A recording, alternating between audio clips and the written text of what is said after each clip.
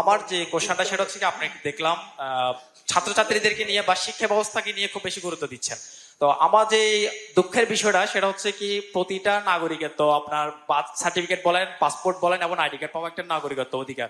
কিন্তু এই নাগরিকত্ব অধিকার পেতে আমাদেরকে যে পরিমাণ ঝামেলা পোয়াতে হয়, আমরা চাই আপনি যেভাবে খুব সংক্ষেপে এবং ঝামেলা মুক্ত ভাবে আইডি কার্ড বাংলাদেশে এসে করতে পারছেন, আমরা প্রত্যেকে এভাবে করতে চাই। প্রত্যেকের আইডি কার্ড, পাসপোর্ট এবং বার্থ সার্টিফিকেট স্কুল লাইফে প্রত্যেকে করে ফেলতে পারে, সেই সুবিধাটা চাই। আর বিশেষ করে আইডি কার্ডের সব ভুল এবং হচ্ছে ছবি, আপনি যদি আইডি কার্ডের ছবির দিকে তাকান, আমরা যদি কোনো ইউরোপীয় অ্যাম্বাসিতে যাই তখন আমাদের দিকে একবার তাকায়, আমার পাসপোর্ট এবং এনআইডি কার্ড দিকে 10 বার তাকায়।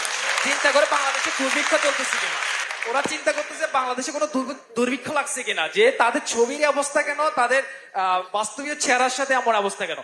তাদের এই অদক্ষ ব্যবস্থাপনার জন্য আমাদেরকে যে ঝামেলাগুলো পোয়াতে হচ্ছে, সেই আপডেট যুগে যেখানে চায়না এবং জাপান 2050 সালের কথা চিন্তা করতেছে, আর সেখানে আমরা বাংলাদেশের মানুষ আমাদের সার্টিফিকেট, পাসপোর্ট এবং আইডি কার্ড সংশোধন করতে করতে আমাদের জীবন চলে যাচ্ছে। তো এইখানে আপডেটটা কি করবেন? আচ্ছা, হঠাৎ আইডি কার্ড থেকে একদম ভেজাল, একদম ভেরি কন্ট্রাস্ট কোয়েশ্চেন। এনিওয়ে, আপনি প্রথমে যেটা বললেন, হ্যাঁ, আনফর্চুনেটলি বা ফর্চুনেটলি আলহামদুলিল্লাহ আমার পক্ষে খুব ইজি হয়েছে কাজটা করতে। আমি অস্বীকার করছি না, তো আমি স্বীকারই করছি আপনাদের সামনে।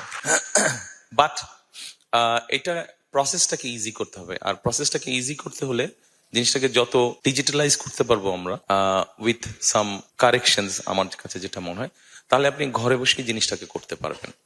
পৃথিবীর বিভিন্ন দেশে যেটা সম্ভব হচ্ছে, কোথাও আপনাকে আর যেতে হচ্ছে না। আপনার কাছে যদি আপনার নিজস্ব কম্পিউটার থাকে, আপনার স্মার্টফোন থাকে, তাহলেই করে ফেলতে পারবেন কাজটা।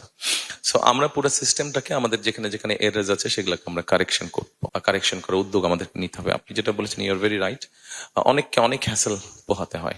আগামীর সম্ভাবনা ও পরিকল্পনা নিয়ে তরুণ প্রজন্মের সাথে মতবিনিময় করছেন বিএনপি চেয়ারম্যান তারেক রহমান। রোববার 25 জানুয়ারি জনসভায় যোগ দেওয়ার আগে সকাল 10টা নাগাদ চট্টগ্রামের রেডিসন ব্লু হোটেলে শুরু হয় এ মতবিনিময়।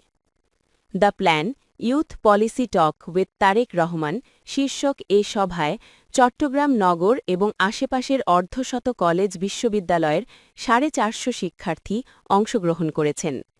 সংলাপে তারেক রহমান শিক্ষা, কর্মসংস্থান, নারীর ক্ষমতায়ন, কৃষিসহ বিভিন্ন বিষয়ে বিএনপির পলিসি তুলে ধরেন।